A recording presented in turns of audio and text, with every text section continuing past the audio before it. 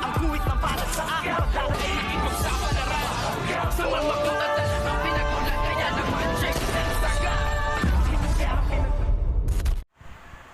Good morning and welcome sa aking munting channel. Dahil nga sa kapalpakan at kalampahan nito ngang si David ay pumalpak ang kanyang mga plano at hindi nga niya naasinta ito ngang si Ramon Montenegro, at ngayon ay nalaman na nitong si Ramon na meron ngang nais na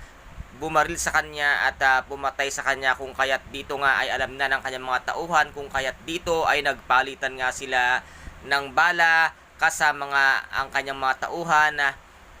kalaban ang mga tauhan nito ngang si David na siyang inutusan niya para nga tulungan siyang tapusin itong si Ramon Montenegro. Ngunit hindi nga sila nagtagumpay at dito nga ay halos ubusin na nito ngang si Ramon ang lahat nga ng tauhan nito ngang si David, at nasabi niya nga dito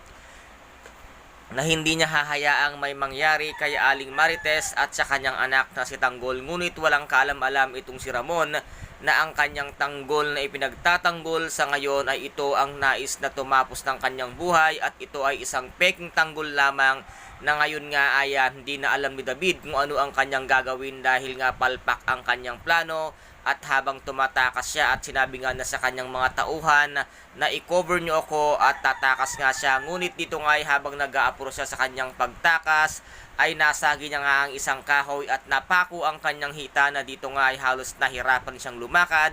At sinundan nga siya nitong si Ramon kasama ng kanyang tauhan, at dito naman ay hindi nga inaakala na makikita ni Santino ang sitwasyon at kalagayan nga nitong si David na iika-ika ito, at nasabi nga nitong si Santino na bakit nandito si kuya, ano ang kanyang ginagawa dito, kung kaya't sinundan ni Santino